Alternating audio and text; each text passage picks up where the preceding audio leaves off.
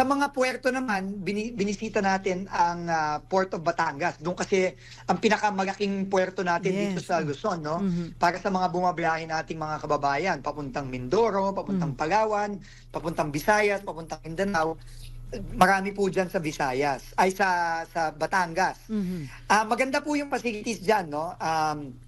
Pero kailangan din po talagang siguraduhin natin yung safety naman. Mhm. Kaya po naglabas po kami ng joint memorandum circular, no, Mhm. na between PPA, Marina at ang Coast Guard natin para bantayan natin yung overloading, Yes, yun ang Ate dapat Sally. tirasan. Oho.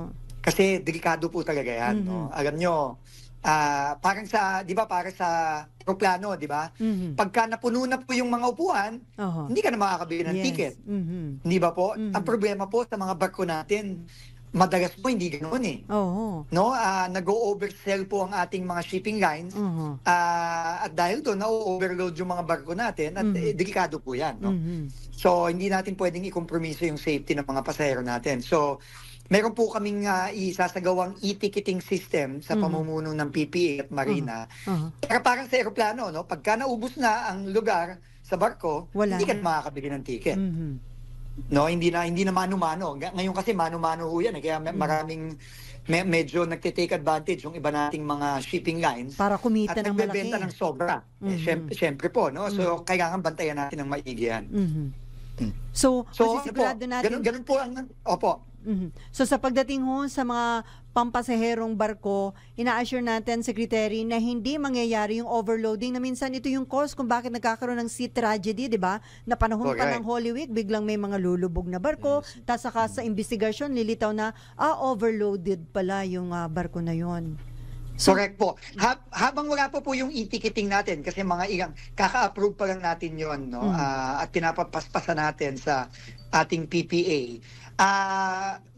Nag-commit po ang ating Philippine Coast Guard na talagang babantayan nila ng maigi at Ayan. bibilangin nila isa-isa Mhm. ang mga sumasakay na pasahero, pati na rin sa mga roro, yung mga dami ng mga sasakyan para ma-compute ng maigi kung ilan ba talaga ang kaya ng mga barko na sasakyan ng mga kababayan natin at sisiguraduhin nila na hindi ma-overload yan. Mhm.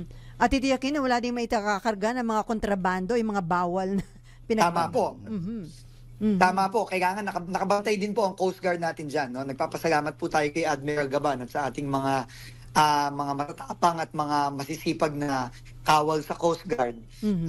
Kasi kailangan din nilang gawin tong trabahong to. No? Aparte doon sa ginagawa nilang pagbantay sa ating teritoryo, lalo na sa West Philippine Sea. At Secretary, ina-assure din ba na walang magsasamantala na dahil maraming pasahero may magtataas ng pasahe? Ayan po, nakabantay din po tayo dyan, no? Mhm. Una ko nga pong pinuntahan yung mga ticketing, no? Mhm. Doon sa Batangas Port. Alam niyo, minsan pala nangyayari dyan dati. Mhm. Merong mga, kumbaga para sa concert, merong mga scalper, ano? Na nagbebenta sa labas ng puerto ng mga ticket na mas mahal, no? Talagang pinapatungan. Minsan doble, triple, no? Mhm. At yun, madalas, yan yung mga excess na ticket na sobra-sobra na sa kapasidad ng mga barko, no? Mhm. So, yun ang pinapabantayan natin sa ating PPA na talagang yung mga scalper sa labas, pinagbabawal na natin at kailangan lang makabili. Dapat sa loob lang ng port makakabili ang ating mga kababayan at bawal na yung mga ginagawa dati na nagbebenta sa labas. Oh. Secretary, yung seaworthiness ng mga barko, yan ba na-check natin na talagang in good condition at talagang pwedeng bumiyahe itong mga bibiyahe ng mga pampasaherong barko? Alam mo, yan po ang sinabi ko sa ating Marina, no? Na talagang kailangan ma-check yan. Marami daw silang challenges dahil kulang sila sa engineer na nag-check. Pero sabi ko, hindi yan excuse ka ako. No, kailangan lahat ng mga barko ma-test natin regularly for seaworthiness. So, ngayon nagdo-double time sila ngayon para i-check lahat yan. Pero kailangan talaga tulungan din natin ng Marina para madagdagan ng ating mga engineers at mga inspectors, no? Dahil ngayon kulang na kulang talaga, no? Ang kanilang mga inspector.